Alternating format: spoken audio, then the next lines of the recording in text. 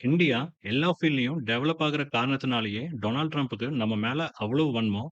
For example, India Russia கிட்ட oil purchase பண்றனால தான் Russia கிட்ட நிறைய பணப்புழக்கம் இருக்கு. அந்த பணத்தை வச்சு தான் உக்ரைன் மேல ரஷ்யா இன்னும் போர் தொடுத்துட்டு இருக்காங்க அப்படின்னு சொல்லி, இந்தியா மட்டும் ஆயில் பர்ச்சேஸ ஸ்டாப் பண்ணிட்டா இந்த வார் எப்பவோ நின்றுக்கும் அப்படின்னு நம்மள ஏதோ வில்லன் மாரி சித்தரிக்கிறான்.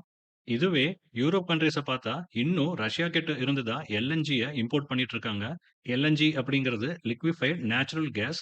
2025ல மட்டும் $7.2 பில்லியன் டாலர்ஸ்க்கு இம்போர்ட் பண்ணியிருக்காங்க. அளவுப்படி பார்த்தோம் அப்படின்னா, 15 மில்லியன் டன்ஸ் ஆஃப் எல்என்ஜிய இம்போர்ட் பண்ணியிருக்காங்க.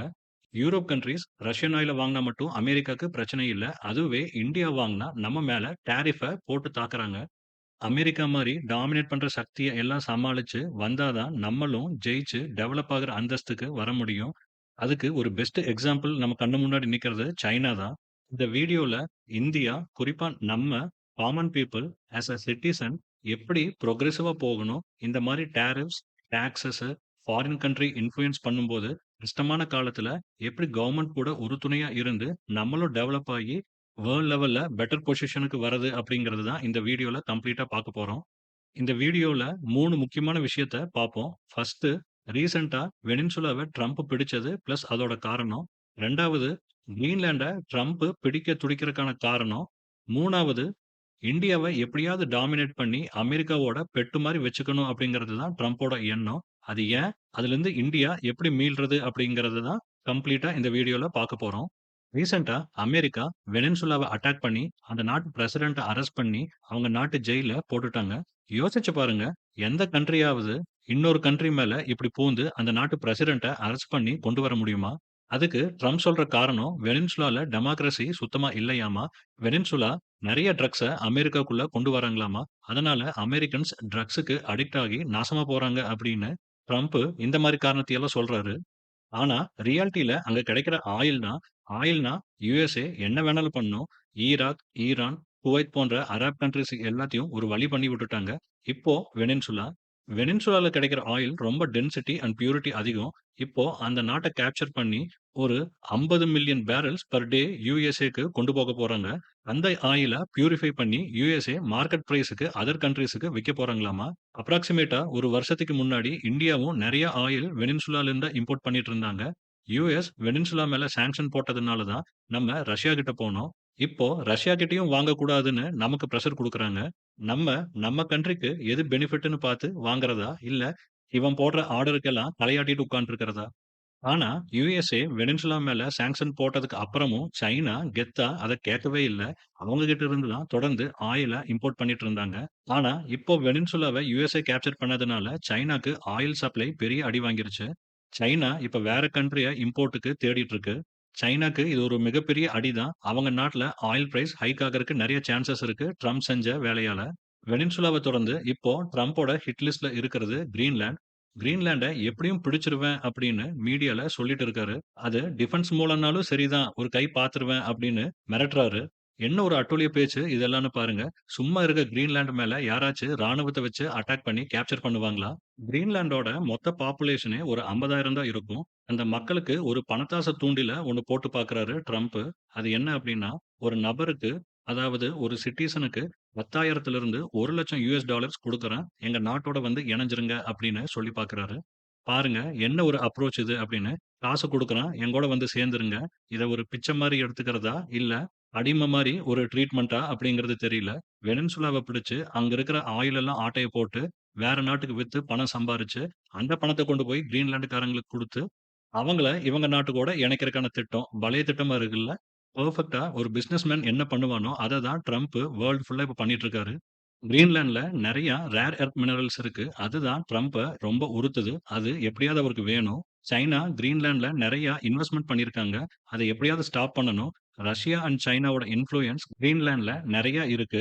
கிரீன்லாண்ட் ஜியோகிராபிக்கலா யுஎஸ்ஏ கிட்ட வரனால, சைனா அண்ட் ரஷ்யா மூலமா நேஷனல் செக்யூரிட்டி இஷ்யூஸ் ஃபியூச்சர்ல வர வாய்ப்பு அதிகம். அதனால தான் கிரீன்லாண்ட எப்படியாவது வளைச்சு போட்டுறலாம் அப்படின்னு ட்ரம்புக்கு பலே திட்டமா இருக்கு. சரி, இப்ப ஃபைனலா இந்தியா மேட்டருக்கு வருவோம். இந்தியாவ எப்படியும் ஒரு டம்மியா, தலையாட்டு பொம்மை மாரி வச்சுக்கணும் அப்படிங்கிறது தான் ட்ரம்போட எண்ணம். பாகிஸ்தான் இப்போ அமெரிக்காக்கு டம்மியா போய் சேர்ந்துட்டாங்க. அமெரிக்கா கூட நல்ல டைஸ்ல இருக்கிறது கெத்துன்னு நெனச்சுட்டு பாம்பு கூட உறவாடிட்டு இருக்காங்க பாகிஸ்தான். நம்ம சேனல்லயே பாகிஸ்தான் அவங்க பலூச்சிஸ்தான் ப்ராவின்ஸ அமெரிக்காக்கு ஃப்ரீயா மைனிங் பண்ண அலோவ் பண்ணத பத்தி ஒரு வீடியோ போட்டிருக்கேன். அந்த வீடியோவ பாருங்க. ஆனா இந்தியாவோ ட்ரம்புக்கு வளைச்சு குடுக்கல. அதனால தான் இந்தியாவ டெட் எக்கானமி, அதாவது வேலைக்காகாத பொருளாதாரம் அப்படின்னு மட்டம் தட்டி கிண்டல் அடிச்சு பேசினாரு. ரஷ்யா கிட்ட ஆயில் வாங்கக்கூடாதுன்னு சொல்றது, கேட்கல அப்படின்னா 50% டாரிஃப் போடுறது. ரீசென்ட்டா ரஷ்யா சாங்ஷன் பில் அப்படின்னு அவங்க பார்லிமென்ட்ல இன்ட்ரோடியூஸ் பண்ணியிருக்காங்க. அது அடுத்த வாரம் அவங்க பார்லிமென்ட்ல ரிவ்யூக்கு வருது. அது மட்டும் பாஸ் ஆயி இம்ப்ளிமெண்ட் பண்ணாங்க அப்படின்னா, இந்தியா, சைனா, பிரேசில் போன்ற பிரிக்ஸ் கண்ட்ரீஸுக்கு ஒரு 500% வரைக்கும் டாரிஃப் வர்றதுக்கு அதிகப்படியான வாய்ப்பு இருக்கு. மேலும் டொனால்ட் ட்ரம்ப் இந்தியாவ கிண்டல் அடிக்கிறது, மட்டம் தட்டி பேசுறது, மீடியா முன்னாடி ஓப்பனா அவருக்கும் நம்ம பிரைம் மினிஸ்டர் மோடிக்கும் நடந்த பிரைவேட் கான்வர்சேஷன் எல்லாத்தையும் போட்டு சொல்றதும், அவர் பண்ற சின்ன பிள்ளைத்தனமான விஷயம் ரொம்ப ஏராளம். ரீசென்ட்டா ஒரு பிரஸ் மீட்ல ட்ரம்ப் சொன்னத நான் இங்க சொல்றேன். பிரைம் மினிஸ்டர் மோடி ட்ரம்ப் கிட்ட, "சார் ப்ளீஸ் அப்பாச்சி ஹெலிகாப்டர சீக்கிரம் டெலிவர் பண்ணுங்க சார் ப்ளீஸ்ன்னு" கேட்டாராமா. யாராவது ஒரு டிஃபென்ஸ் டீல இன்னொரு கண்ட்ரி கிட்ட பிளேஸ் பண்ணும்போது, ப்ளீஸ் ப்ளீஸ்ன்னு கேட்டு ஆர்டர் பண்ணுவாங்களா? பணம் நம்மளோடது. நம்ம தான் ஆர்டர பிளேஸ் பண்ண போறோம் இன்னொரு கண்ட்ரிக்கு. அவன் அவன் ஹெலிகாப்டர்ஸ புரொடியூஸ் பண்ணி வச்சுட்டு விக்கிறக்கு ட்ரை பண்ணிட்டு இருக்கான். ரஷ்யா, இஸ்ரேலு, சைனா, இன்னும் யூரோப் கண்ட்ரீஸ்ன்னு. நம்ம பணத்தையும் கொண்டு போய் யுஎஸ் கிட்ட குடுத்து ப்ளீஸ்ன்னு கேட்டுட்டு நிப்போமா? இந்த மாரி முட்டாள்தனமான பேச்ச தான் ட்ரம்ப் இந்தியாக்கு எதிரா சொல்லி வன்மத்த கக்கிட்டு இருக்காரு. மேலும் இந்தியா மேல 50% டாரிஃப் போட்டதுக்கு அப்புறம் 2 கண்ட்ரீஸும் நெறைய நெகோசியேஷன் பண்ணாங்க. டாரிஃப் இப்ப கம்மியாயிரும், அப்ப கம்மியாயிரும்னு நெறைய நியூஸ் வந்துச்சு. பட் இந்தியா அர்ஜென்ட் இல்லாம ரொம்ப எச்சரிக்கையா தான் பண்ணிட்டு இருந்தாங்க. ஆல்மோஸ்ட் டாரிஃப் டீல் குளோஸ் ஆகுற மாரி வந்துச்சு. கடைசியில ட்ரம்ப் ஒரே போடா என்ன சொன்னான் அப்டின்னா, பிரைம் மினிஸ்டர் மோடி வந்து என்கிட்ட ஃபோன் பண்ணி பேசவே இல்ல. அதனால எந்த டாரிஃப் டீலும் கிடையாது அப்டின்னு அந்த பேப்பர்ஸ் எல்லாம் தூக்கி ஒரு மூலையில போட்டுட்டேன் அப்படின்னு நக்கலா சொல்றாரு. எவ்ளோ ஈகோ புடிச்ச ஆளா இருப்பாருன்னு பாருங்க அவரு. இந்தியா மேல அதிகப்படியான டாரிஃப் போடுறது, H1B விசா பிரச்சனைன்னு அவ்ளோ வன்மத்த கக்கிட்டு இருந்தாரு ட்ரம்ப். அதனால தான் பிரைம் மினிஸ்டர் மோடியும் ரொம்ப அப்செட் ஆயி ட்ரம்ப அவாய்ட் பண்ணிட்டு வந்தது உண்மதான். அது ரொம்ப ரீசனபிளும் கூட தான். பிரைம் மினிஸ்டர் மோடி பேசல அப்படின்னாலும் 2 நாட்டுக்கு ஃபாரின் மினிஸ்டர் இருக்காங்க, டிரேட் மினிஸ்டர்ஸ், காமர்ஸ் ஆஃபிஷியல்ஸ்ன்னு நெறைய பேர் இருக்காங்க. அவங்க அவ்வளோ எஃபோர்ட்ஸ் போட்டு 2 நாட்டுக்கும் ஒரு டீல குளோஸ் பண்ணலாம் அப்படின்னு வரும்போது, ஈஸியா மோடி அவர்கள் மேல இருக்க ஈகோ காரணத்தினால, மொத்தமா இந்தியா மேலயும், நம்ம மக்கள் மேலயும் வன்மத்த கக்கிட்டு போயிட்டாரு ட்ரம்ப். இவ்ளோ நடந்ததுக்கு பிறகு இந்தியா நல்ல பாடம் கத்துக்கிட்டாங்க. இனிமேல் ஒரே கண்ட்ரி யுஎஸ்ஏவ மட்டும் ட்ரேடுக்கு நம்பி இருக்கக்கூடாது. இப்போ ட்ரம்ப் சொல்றத கேட்டுட்டா டெம்பரரியா பிரச்சனை முடிஞ்சிரும். ஆனா லாங் டெர்முக்கு இந்தியாக்கு இது சுத்தமா நல்லதே கிடையாது. இந்த மாரி பிரசிடென்ட் ஒவ்வொரு 4 வருஷத்துக்கு அமெரிக்கால வந்துகிட்டு இருப்பாங்க. ஒவ்வொருத்தருக்கும் இந்த மாரி ஈகோ பிரச்சனை புடிச்சுட்டு இந்தியாவ தான் போட்டு வாட்டுவாங்க. அதனால இந்தியா இந்த டைம் ஒரு நல்ல ஸ்ட்ராட்டஜிய ஃபாலோ பண்றாங்க. அமெரிக்கா மட்டும் இல்லாம நம்ம உற்பத்தி பண்ற பொருளுக்கு நெறைய மார்க்கெட்ஸ இந்தியா கண்டுபிடிக்கிறாங்க. இப்ப ரீசென்ட்டா கூட நெறைய கண்ட்ரீஸ் கூட ஃப்ரீ ட்ரேட் அக்ரீமென்ட்ட இந்தியா சைன் பண்ணாங்க. ஃபார் எக்ஸாம்பிள் ரீசென்ட்டா யுகே கூட, ஓமன் கூட, நியூசிலாந்து கூட சைன் பண்ணாங்க. நம்ம சேனல்லயே இந்தியா ரீசென்ட்டா நியூசிலாந்து கூட பண்ண ஃப்ரீ ட்ரேட் அக்ரீமென்ட் பத்தி ஒரு வீடியோ போட்டிருக்கேன். அந்த வீடியோவ பாருங்க. ஸோ நம்மளும் ஆஸ் அ சிட்டிசன்ஸா நெறைய ரிசர்ச் அண்ட் டெவலப்மெண்ட்ஸ் டிஃபென்ஸ்ல இந்தியாக்கு நெறைய ஸ்கோப் இருக்கு. இந்தியா குரோத் ஆகுறனால, டெவலப்மெண்ட் ஆகுறனாலேயே டிஃபென்ஸுக்கு நெறைய தேவை இருக்கு. ஸோ அந்த ஃபீல்ட்ல நெறைய எக்ஸ்போர்ட்ஸ், இன்னோவேஷன்ஸ் வரணும். இப்படி வந்தா மட்டும் தான் இந்த மாரி கடினமான சிச்சுவேஷன் எல்லாத்துலயும் ஜெயிச்சு டெவலப்டு கண்ட்ரியா, செல்ஃப் ரிலையன்ஸா, அதாவது எந்த கண்ட்ரியையும் சார்ந்து இல்லாம வளர்ந்து ஜெயிப்போம். இன்னைக்கு இந்த வீடியோல அவ்வளவுதான். இந்த மாரி நல்ல கன்டென்ட்ஸ் கிடைக்க நம்ம சேனல தொடர்ந்து ஃபாலோ பண்ணுங்க. நன்றி, வணக்கம், ஜெய் ஹிந்த்.